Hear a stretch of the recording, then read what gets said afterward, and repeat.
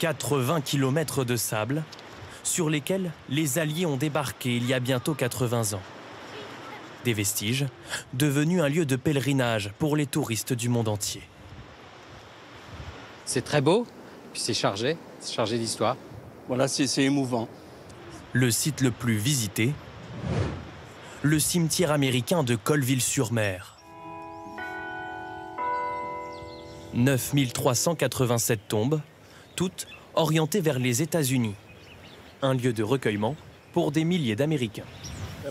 Mon père était un combattant de la Seconde Guerre mondiale. Ça signifie beaucoup pour nous. Nous avons des membres de notre famille enterrés à Arlington. C'est très émouvant. Pour visiter ces lieux de mémoire, ils ont fait appel à Alain. Depuis 20 ans, il organise des visites pour les touristes américains. Son entreprise affiche plus d'1 million d'euros de chiffre d'affaires annuel. J'ai commencé en 2003, j'étais seul. J'avais 2-3 clients par jour, j'étais heureux.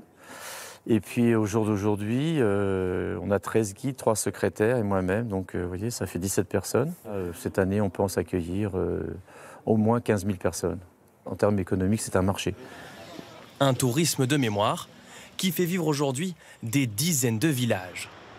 À quelques kilomètres de là, à Romanche-les-Bains, le musée du débarquement est flambant neuf, inauguré l'année dernière. À l'intérieur, plus rien à voir avec l'ancien musée des années 50. Les nouvelles technologies reconstituent l'histoire du port artificiel qui a permis le débarquement. Sur les fenêtres, une projection du déploiement des troupes quelques jours après le 6 juin. 11 millions d'euros d'investissement au total. L'enjeu était économique.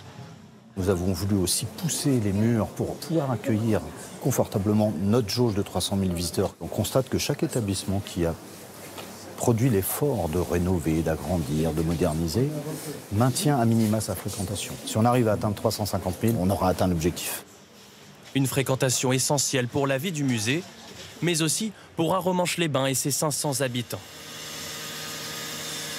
Les retombées économiques du tourisme ont permis d'engager de grands chantiers dans la commune. De nouveaux pavés dans les rues principales pour 2 millions d'euros, ou encore la salle des fêtes rénovée pour 100 000 euros. C'est là la maison de santé. Autre investissement, cette maison médicale, ouverte l'année dernière, où 12 professionnels de santé sont installés. Un projet impossible sans le tourisme. Sans le débarquement, ça serait le village originel des années du 18e ou 19e siècle, avec un village de pêcheurs, c'est tout. La commune vit au rythme des commémorations et anniversaires. Le débarquement est devenu au fil des ans un argument marketing. La recette d'un succès garanti pour les commerçants. Voilà une de nos pièces emblématiques, qui est un cockpit de C-47, qui est l'avion emblématique qui a transporté les parachutistes le 6 juin. Ce passionné d'aviation a ouvert une maison d'hôtes autour de sa collection de pièces authentiques. Les moteurs d'avion sont reconvertis en table. Le fuselage sert désormais de mobilier de maison. Et puis donc ici, un blouson de pilote américain, ce qu'on appelle le... Un voyage dans le temps pour les clients, jusque dans les chambres. A1, pour la première piste d'avion américaine à avoir vu le jour en Normandie. On a 9 chambres au total. Voilà. Et donc tous sur la même thématique, chacun sur un aérodrome, chacune avec sa décoration spécifique et puis l'explication de ces pistes d'avion qui ont démarré le 6 juin. À partir de 120 € la nuit, la formule séduit. L'établissement affiche complet tous les ans pour l'anniversaire du débarquement.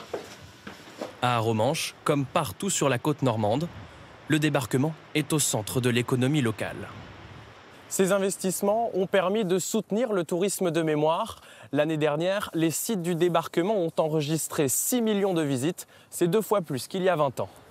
Pour continuer d'attirer les visiteurs, les professionnels du tourisme cherchent à marquer les esprits. Bonne chance à tous! Good luck! Dans ce musée, un avion militaire d'origine a été transformé en simulateur. Il a notamment servi dans les films de Steven Spielberg. Le public se met à la place des parachutistes pour revivre la traversée de la Manche le jour J, avant de débarquer en Normandie. On se sent bien imprégné dans l'immersion et ça, c'est vraiment un gros plus. 3 millions d'euros d'investissement pour une machine unique au monde. Notre fréquentation a été multipliée par 5, donc voilà, on est très content du résultat. Des investissements réussis et des retombées économiques indispensables pour perpétuer la mémoire et continuer de faire vivre le débarquement 80 ans plus tard.